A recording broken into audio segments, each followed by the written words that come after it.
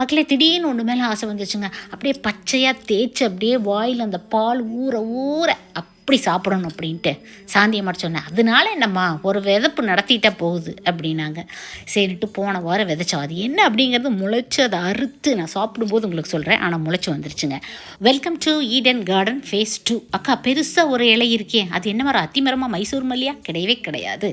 ரொம்ப லோக்கலாக சொல்லணும் அப்படின்னா அந்த மரத்துக்கு பேர் மூக்குச்சளி பழ மரம், ஃப்ராக்ரண்ட் மஞ்சாக் ப்ளூபெரி, இந்தியன் பெரி அப்படின்ட்டு நிறைய பேர் இருக்குது. பொட்டானிக்கல் நேம் வந்து கார்டியா டைகோட்டோமா. இவளுக்கு தமிழில் அழகான பேர் நறுவிழி.